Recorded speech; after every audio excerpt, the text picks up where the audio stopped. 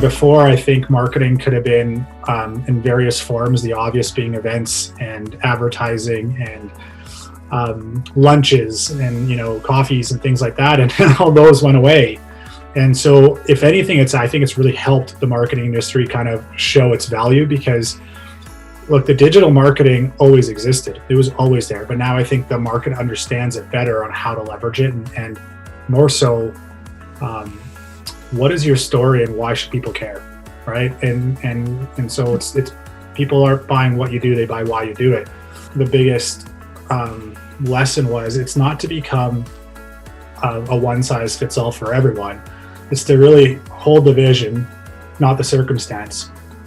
And so hold the vision, but how do you innovate within it?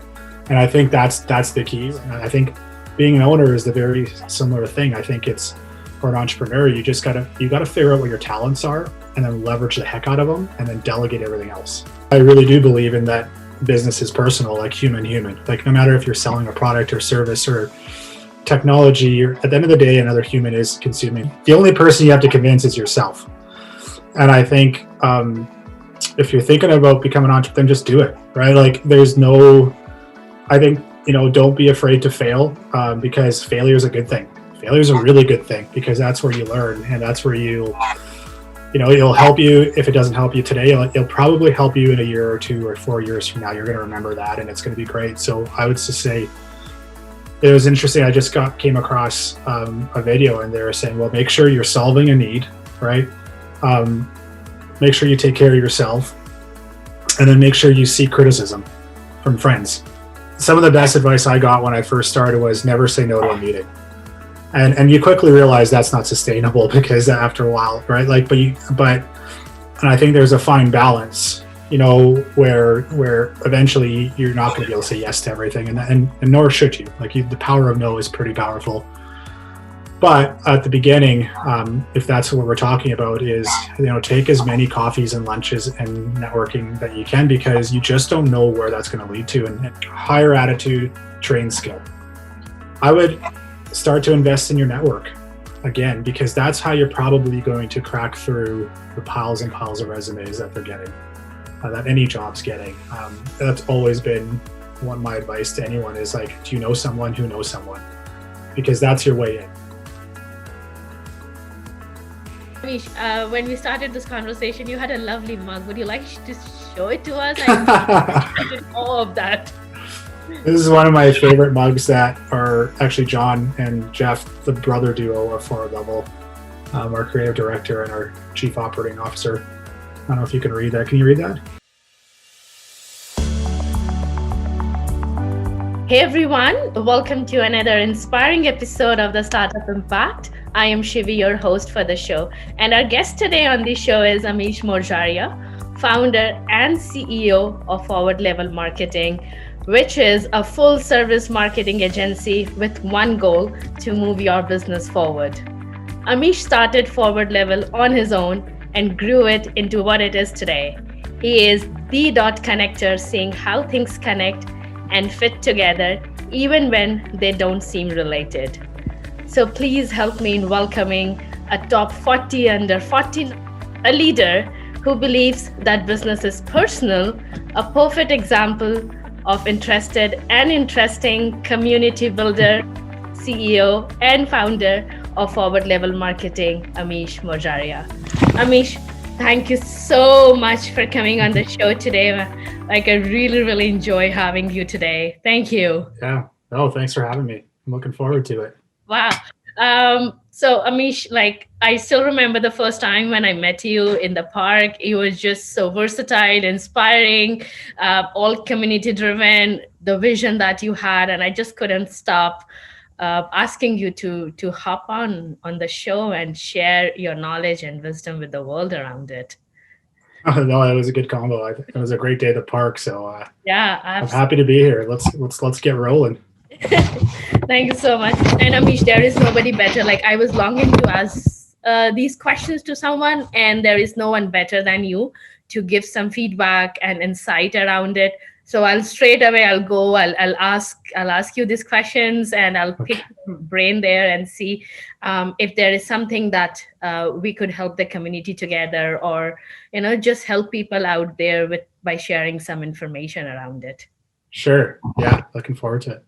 Yeah. So, like in the whole pandemic situation, some of the corporates, like most of the companies, in fact, have cut down their marketing big time.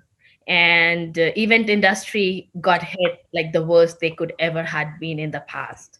So, what do you think is from your perspective, is the vision forward, or is the future forward for advertising or marketing, and especially in Calgary, Alberta, like from the agency perspective, where do you see where do you see this path would take it forward on 2021, and is there any shift required in the mindset or in the traditional techniques that is happening? Is there any Hmm. perspective around it?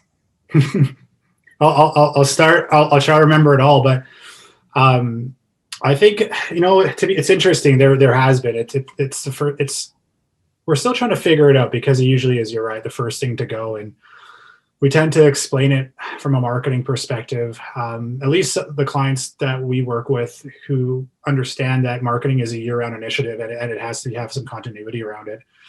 It's the same as if you have an accounting department or a finance department or HR. You just don't shut those things on and off, right? You just don't stop billing or invoicing or tracking your accounting. And it's kind of how a lot of our clients think about marketing. So we were fortunate enough to, with our business model, have continuity with majority of our clients that have been working with us for a while. Now, we did obviously see some drop off for sure, and that's expected. I mean, I think there's just more of an external factors that were obviously at play. But the thing that we've seen the most is there was definitely a drop off. But I think the people that, or the organizations that have kind of endured this last 6 to 9 months, they've kind of um, accepted this as now business as usual. And it's business as usual in a really weird environment. It's still like, there's still a lot of pain and a lot of rebuilding happening, but I think it's rather focused on growth now rather than risk mitigation. And so what we're seeing now with marketing plays a big role in growth, not so much in risk mitigation, right? And so we're seeing a lot more people opening up, having the conversations about marketing now, and actually relatively more aligned, the people we're working with, to our approach, which is strategy first and execution. And before, I think marketing could have been in various forms, the obvious being events and advertising and lunches and coffees and things like that, and all those went away.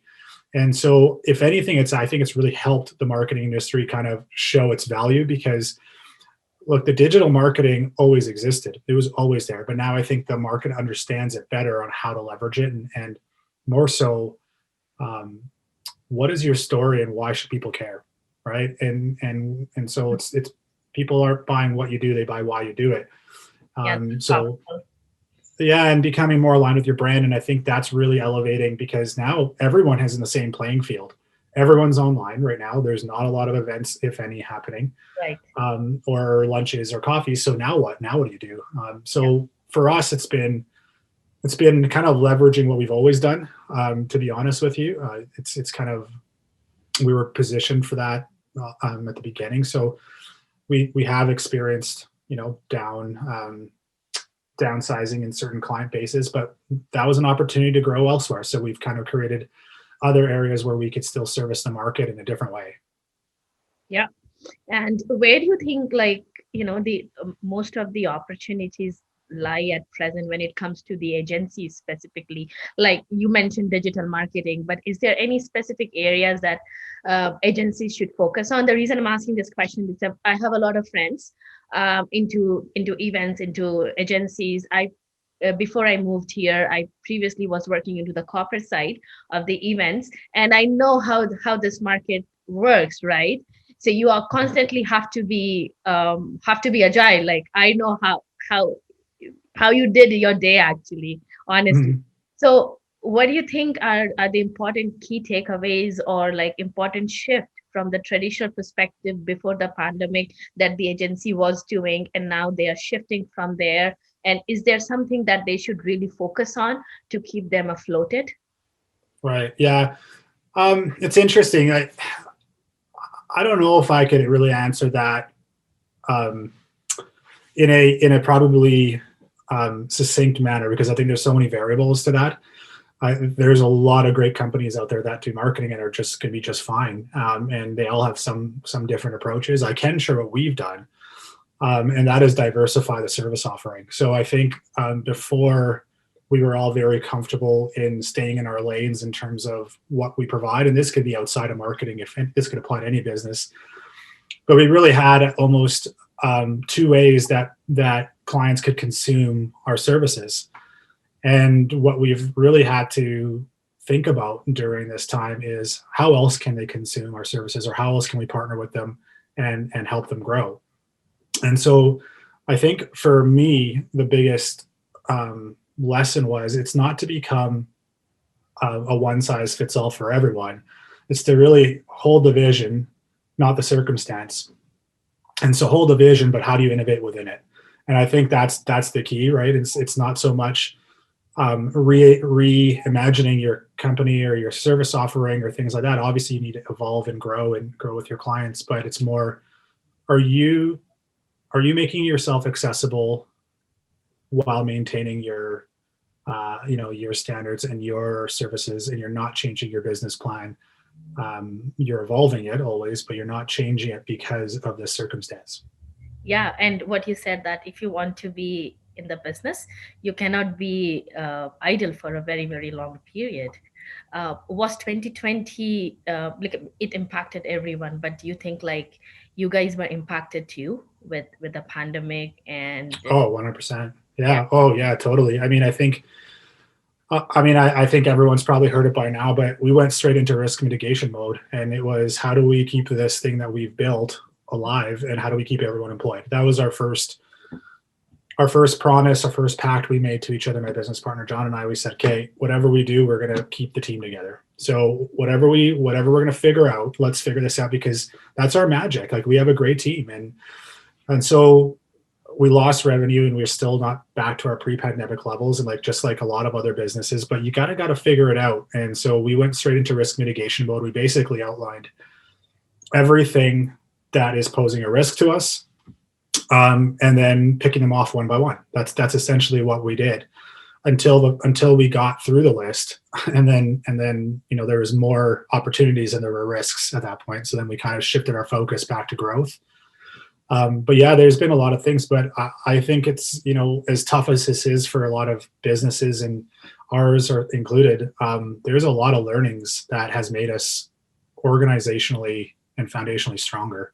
wow. And so, yeah, I think it's pretty profound when you kind of have to go through something like this to kind of get better. And Yeah. I think you can get better from everything that with adversity brings a lot of learning and a lot of growth. And I was just talking about this yesterday with someone, and they're asking how we're doing. And I'm like, you know what, to be honest, we are way more financially savvy with our business today than we were a year ago. And it didn't mean we were doing things wrong. It just means that we actually were forced to prioritize those things now, which is a really good thing. So we just kind of shifted our priorities, and now we're making smarter decisions. We've invested in processes, things that stabilize the organization, versus reacting all the time, right? So that's what this was, and the challenge, I think, with the pandemic was there's no playbook for this. No one's been through this, or at least Right. maybe some people have, but they're not, Yeah. actively in Right. Right. in your Nobody network right actually now. thought about it. Like nobody took that pause to even imagine, like, what if something happens like this? What is the contingency plan, and how we are going to proceed with it? So Yeah.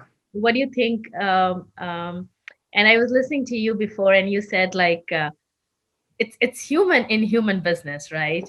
Mhm. and you have always believed in moving people forward. Like even if your business was down in 2020, you kept the team intact.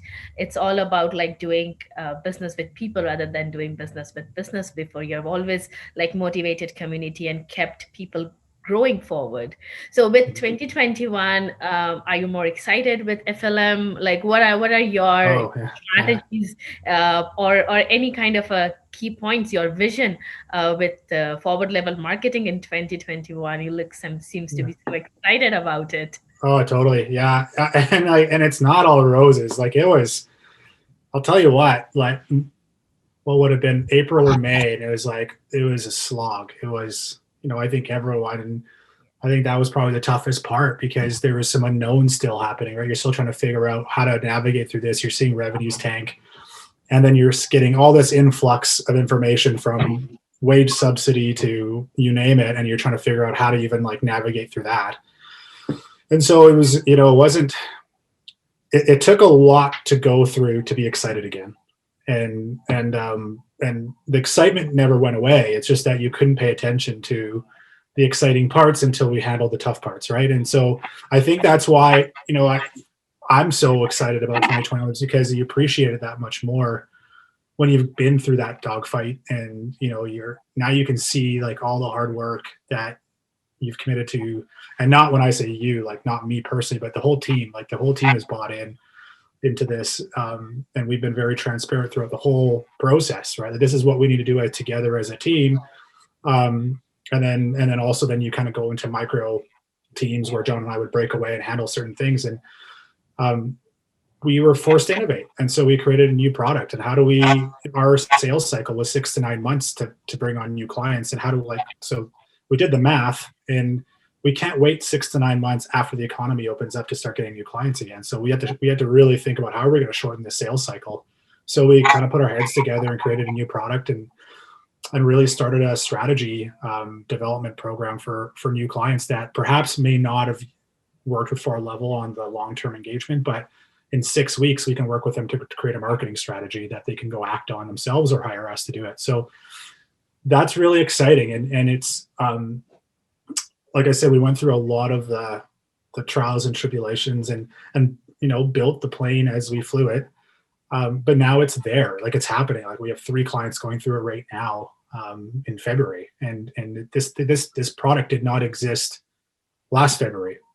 We didn't even, it wasn't even on our radar to create. And now it's like we're selling these products, Right. and I call it product because we're in a service oriented business, but this thing is a package. It's a 6 week package, and it's you're in, you're out, and you walk away with a strategy that you can execute.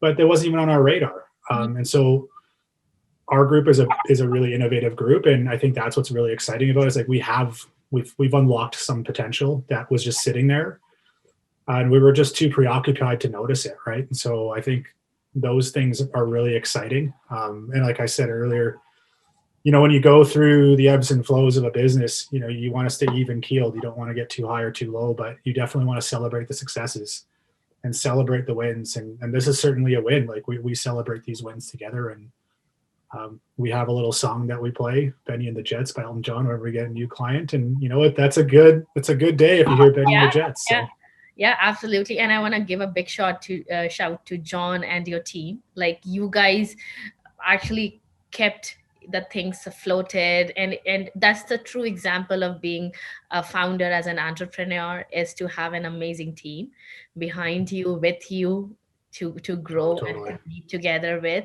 And as a leader, I guess you have seen much more last year than in your last decade of being as an entrepreneur, as totally.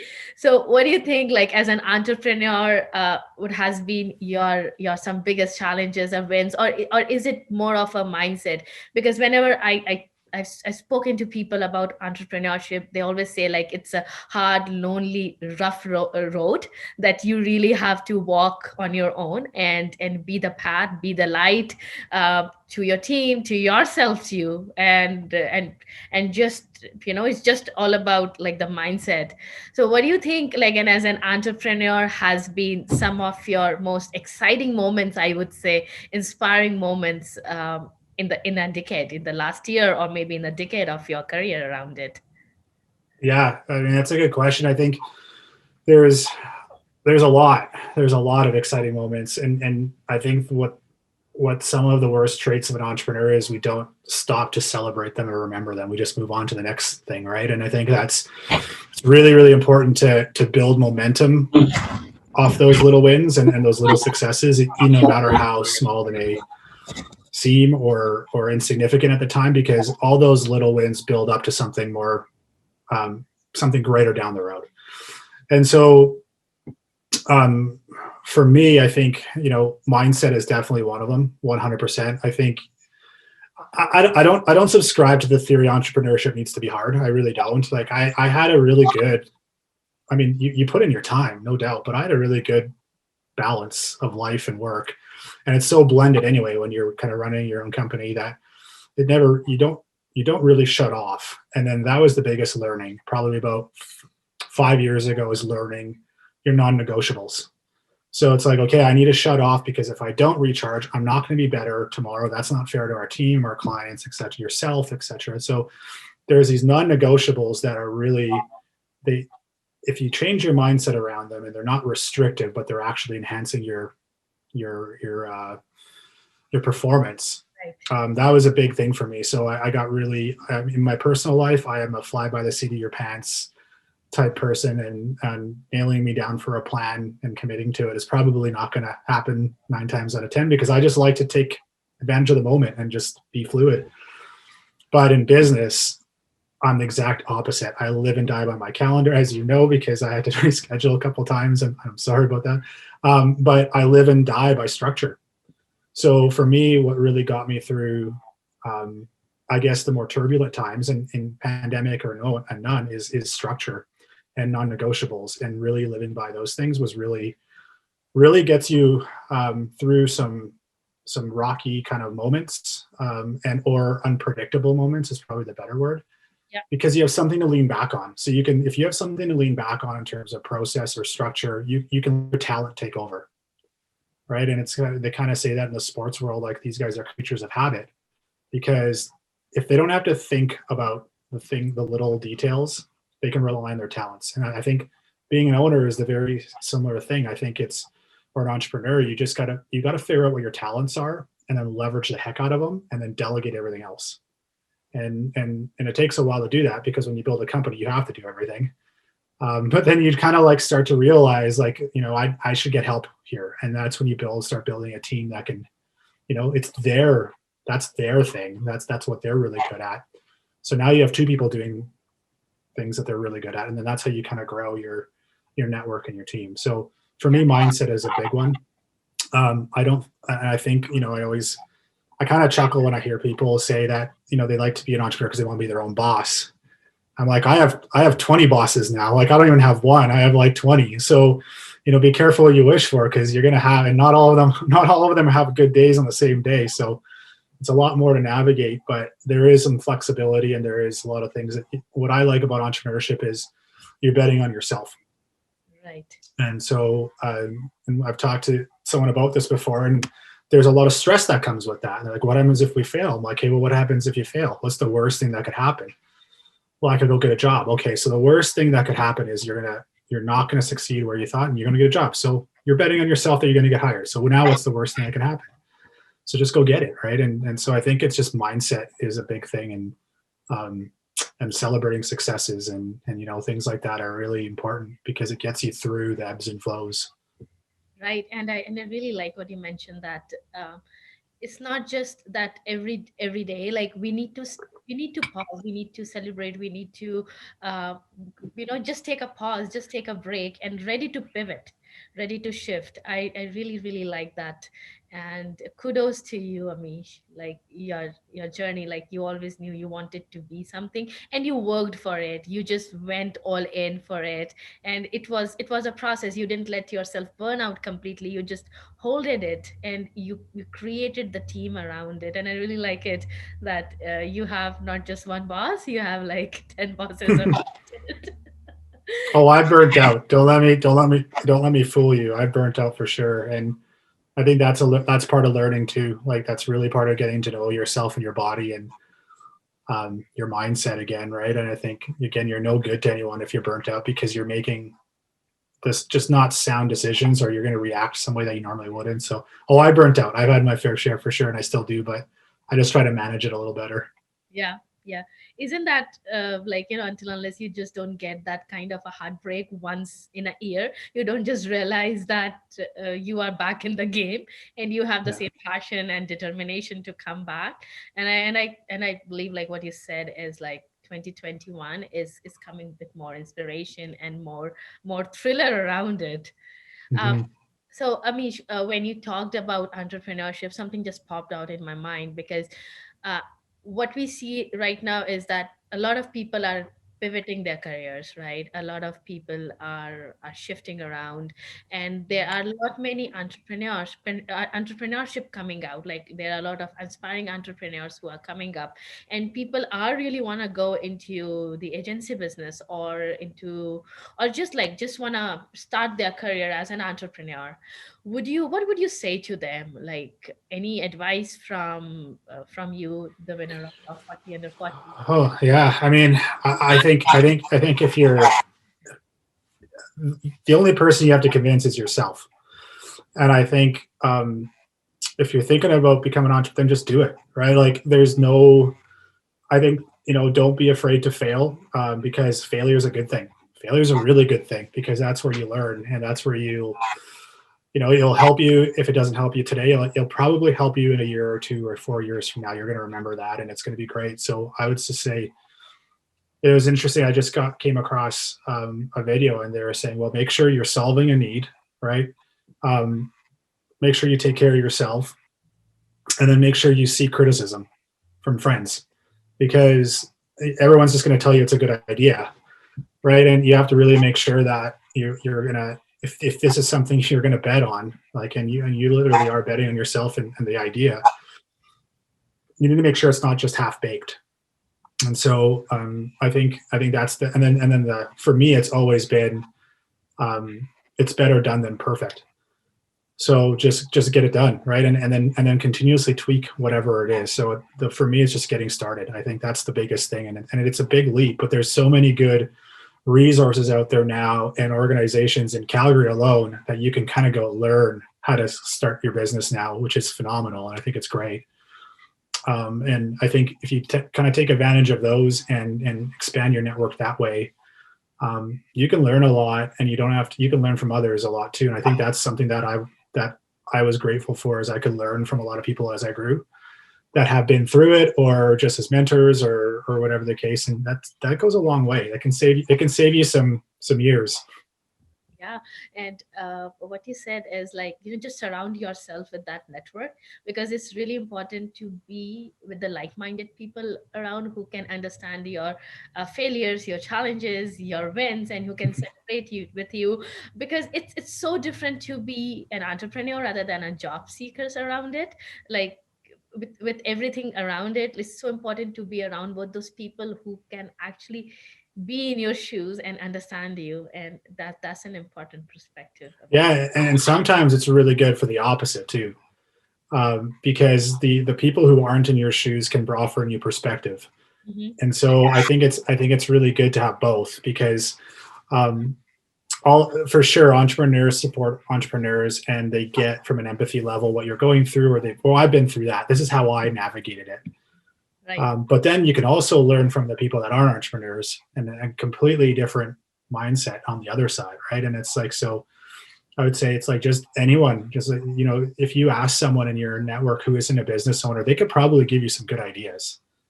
And I've been fortunate enough to be on the receiving end of some of those good ideas. So I think, like, it's just, yeah, it's just purely like, if you're the hardest thing, I think, is when you're growing your business, is growing your network. Mhm. I think that's the hardest thing, because when you start your business, unless you're getting investors or things like that, you're probably bootstrapping, and you're just kind of using the money that in and money out to kind of grow it. So you do rely on your fans and your champions and your mentors. So I think that's a big thing, is really, and that's a lot of work. It's a lot of work to build a network that can, is a network that's there, that you have access to, but B, that is supportive, and, like you said, in the right same mindset as you. It takes a long time. I mean, we do talk about network, like, but who is a network? Is family the network, the relatives the Right. network, or our competitors, our learners, the networks? So who are these people that they should network around? Yeah, I mean, it's a great. I actually think some of the best advice I got when I first started was never say no to a meeting. And you quickly realize that's not sustainable because after a while, right? Like, but and I think there's a fine balance, where eventually you're not going to be able to say yes to everything, and nor should you. Like, the power of no is pretty powerful. But at the beginning, if that's what we're talking about, is take as many coffees and lunches and networking that you can, because you just don't know where that's going to lead to, and it could be family, it could be friends, it could be someone that's not even considering you for business, right? It just could be someone, and then you just don't know where that's going to go, right? And so that was some of the best advice I got, and it's actually landed me in some pretty unique situations. And it's definitely kind of crept up from years ago, right? And I still practice that to this day. I unfortunately just can't say yes to everything, but if I get a random coffee request, I'll take it, and if I can, and in fact, one just recently in the last year, we kind of just randomly someone reached out, and now we're working together, and there was no expectation around it at all, but that's just, you just don't know what's going to happen. So I think what growing your business is just as important as growing your network, and vice versa. Yeah, yeah, totally. And I think, sorry, just what you said earlier, because I really do believe in that business is personal, like human. Like, no matter if you're selling a product or service or technology, at the end of the day, another human is consuming this, and the bigger your human network is, the richer you are in terms of just having people in your life that is going to support you, or be there when you need them, or talk to, and or be your champion, or if you're having a tough day, you can go talk to them, or if you're having a great day, you can celebrate, like you said. So I think, like, that is a really, really important part.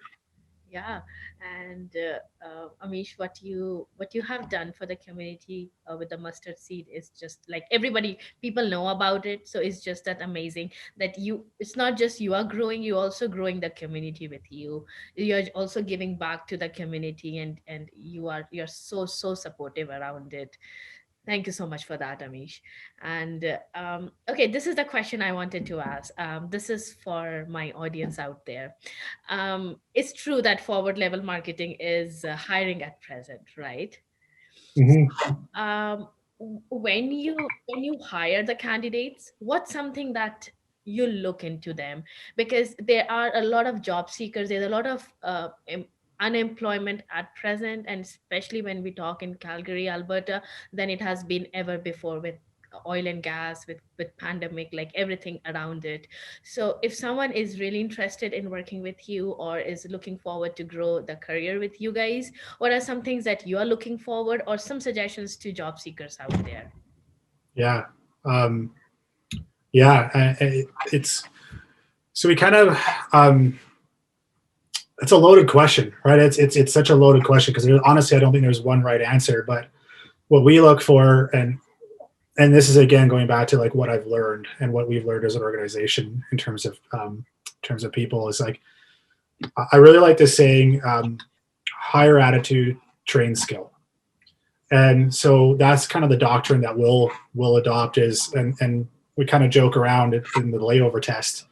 And that means, like, if you were stuck in an airport with this person and your flight got delayed for 4 hours, would you tell them we'll meet you at the gate, or would you sit down and have drinks with them at the bar? And if it's the we'll meet you at the gate, well, they're not the right cultural fit, right? And they're just not. And so if it's like, oh, I'd sit down with this person for 4 hours and just talk our ears off, and then you've got a good fit. And the one thing we've really realized, there's so many things that go into you being able to produce your vision in terms of your service offering, or in terms of client relationships, but the only way you could do that is if you have good people.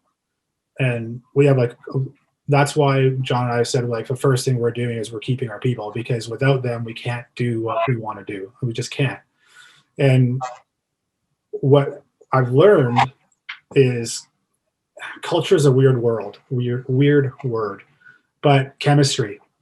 It's like when you build chemistry that's when the magic happens, when there's trust and there's just like this innate intuition of working together and you wanting to see each other, right? Like we've had some teams, like they're just excited to get back to the office so they can see each other again. It's not, that's something really cool that if you could bottle up, right? And you need to be very protective of that, because as a small team, we're 10 going to 13, I think, or something like that. But they represent almost 10% of the company when you bring someone on. Mm-hmm. So that's a big portion of your vision. Yeah. That's in someone's hands. 50% of your life with the company. So it just becomes family that you're getting married into. Right? Yeah. And they're trusting each other, right? Like they're trusting you as much as you're trusting them. But for us, we really look at attitude. And so you could be the smartest person walking through that door, but if you're not going to be a good fit, and if you're not going to buy into our team in terms of how we operate and what we believe in and our values and beliefs, then we're not going to be a good fit. And so and you can't fake that. I think authenticity is really big, and obviously your experience in your craft is very important. So for me, I think it's that, and then I know how tough it is out there right now. Just judging by the amount of applications we got, and it's really tough to see. I would start to invest in your network again, because that's how you're probably going to crack through the piles and piles of resumes that they're getting, that any job's getting. That's always been my advice to anyone is like, do you know someone who knows someone? Because that's your way in. Like it just is. Like if it's a known entity, especially business owners, they're busy people, and even if they have people helping them through that new recruiting process, it goes a long way if it's someone comes recommended, right? Because it's just saving time, and there's some trust already built in there. So I would say the biggest thing if you're looking for a job is start to really commit to talking to your network. Let them know what you're looking for. Ask them if they know someone who you should talk to. Start building that noise and those connection points, because that's where it's probably something's going to and continue to apply. But I think that's just only going to really further help. Yeah, networking is a big time. Like what we say, like 80% of the jobs are not advertised out there. So I totally believe that. And in fact, like I got my gigs with the networking, so I cannot deny and emphasize that how important networking is out there. So thank you so much, Amish, for sharing that. No problem. And okay, Amish, you being a great leader around it, what is the impact that you want to create? This is the question that's so important for our show out here, and it's a bit loaded one, I know. So what I really want to know, like, what is the impact that you want to create, you want to leave behind, your legacy? What is something that you really want to aspire to? Well, I mean, I think, oh gosh, I mean, I don't know. I don't think I've ever defined a legacy, but I think you just always, you use the word impact, and I think that's important. I think if you can, from a macro and micro level, kind of have a definition of that, how you live, right? So from a macro perspective, to move forward, our purpose is truly something. It's not just words that we came up with. Like that is innately who we are, what we believe in, and from our people and our community is that simple. And I think if from a legacy standpoint, or I don't think I've got that far down in the story yet to actually define a legacy, to be honest with you, but more so like how I kind of want to be is are my interactions bettering someone or something, or are they better off having that interaction than without? And I think that's just kind of feeds everything else, right? And so I think community is part of it. I know one thing that ate us up the most is we had to put Move Forward YYC on hold this last year, which is our community initiative at Forward Level. I think that's the one thing that's probably eaten a lot of our team up the most. I mean, set aside all the other challenges that come with the pandemic, but just from a passion perspective, community is really important to me. I think, the impact we can make, if we're fortunate enough to make impact, then we choose to or not to. And I think if we can help those that need it, whether it's helping grow your business or community initiatives or volunteering or things like that, I think I would always want to be associated in that capacity at some point.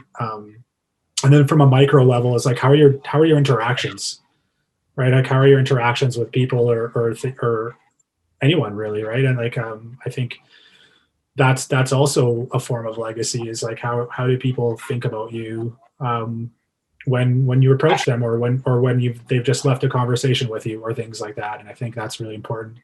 And I think it's very, someone once said, I really liked it. It's like, community isn't an act, it's a way of being, right? It's just something that's innately in you. It's not you writing a check. It's just like, it's just the way you are. It's just the way what you believe in.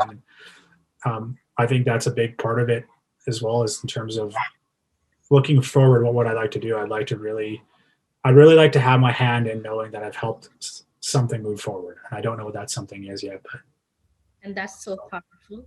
Like, even to know what you want and where do you want to see yourself, like the community and giving forward, that is very, very powerful, Amish. Thank you so much for sharing that. And yeah. you have done incredibly amazing for the community. You have done incredibly amazing for the people around it. So, as a community, as the community of Calgary, or like generally, like from the agency perspective, is there anything that we can do for you? Is there any ask that you have at moment, that we can help you to be a bit closer to your goals or to your vision, what you have? Yeah, yeah. I mean, there's so many, right? Like, I think, but I will say it makes me kind of uncomfortable at times too, because it's not just me. Like, and I think your question is exactly representative of the stuff you can make impact with. It's because you're aligning yourself with people that ask that question. So thank you for asking it, because I think that's, you can't take, I can't sit here and take the credit for, you mentioned the mustard seed or things like that. There's a lot of people that were involved to make that happen. And so I think it's more just having that, right? Having those conversations about it, and just looking for opportunities like that. As far as asks, I don't think I really have an ask, and I mean, from a community perspective, the obvious one is just buy local right now, and as much as you can, and go support the restaurants and the gyms and the barbers and what you name, like, you name it. I think, God, they need it. And that's what we've kind of changed in terms of our, even where we were guilty of it. First to admit it, that we weren't always buying the local option because it was easier to order on Amazon or things like that. But we've really changed our mindset in terms of, okay, is there an option locally that we could first support before going to the convenience purchase? So I think that from a community perspective, that's my ask, right? I think, like, it's just, we can all kind of put our effort in if we're able to, right? Some people are figuring it out themselves, and maybe they need that ask as well, I think, which is great. And from our own business perspective, we just started that Move Forward marketing strategy, which is on I believe it's going to be on our homepage soon. I think there's its own one.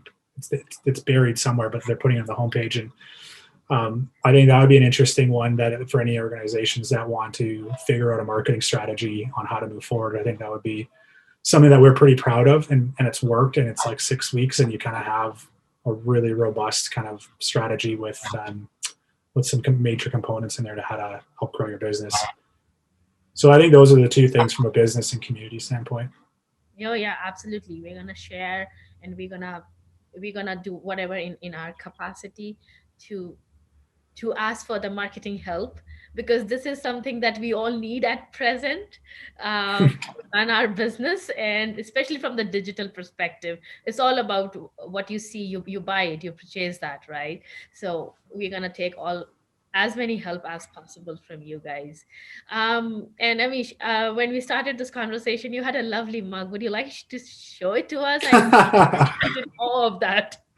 This is one of my favorite mugs that are actually John and Jeff, the brother duo of Forward Level, our creative director and our chief operating officer. I don't know if you can read that. Can you read that? I can read it. Until we see all your mugs in person again, and then just move forward or with our purpose remotely, I think it says.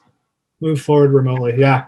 So it's like definitely my favorite mug now, and I love it. So Oh, I love it. complete coincidence, but I'm actually glad I had it on for today. This is amazing. And we were just having this conversation that why don't you like? I would like to have a mug. So I mean, I think we should. Okay, tell you what, we'll make it happen. If people want it, we'll make them available.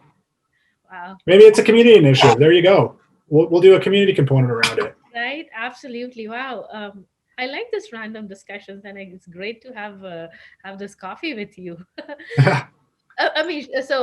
Before I forget this, so if people want to support you, or ask for your help, or just want to have random coffee and discussions with you, where do they can find you? Is there any way they can connect with you or contact you? Yeah, yeah, totally.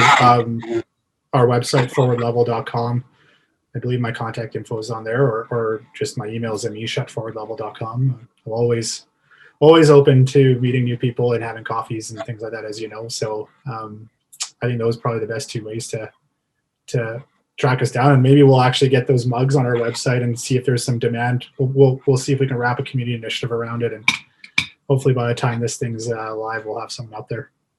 Oh, amazing, amazing. That's beautiful. I like it actually. Yeah, I'll be keeping an eye, and as soon as it comes up there, I'll make I'll sure let you know. down to your office to pick one, or I just order one. Sure, I'll let you know. We'll get them going. Yeah. So is there anything that you want to share, or you want to talk, or is there anything that in your mind that you want to share with our audience, that you want to talk about it before we close the show? Well, I think you did a great job asking everything that we needed to. I just said thank you for having me. I think it was awesome. I think it was a really great chat, and hopefully it's of value to the people in your network that's watching. Oh, absolutely, absolutely, Amish. And I must say this: I was longing to speak with you forever, and I'm glad we are doing it because it's so much of value that it's not just from the Calgary or Alberta perspective, but what you have talked about it, the tips, the tricks for marketing and agencies and events, and even the entrepreneurships and job seekers help out there is going to help so many people out there. So thank you so much for giving those insights and tips, and we look forward to what's going to come exciting with forward level marketing, and wish you all the very best luck and help to support you in any way we can. Likewise, thanks very much.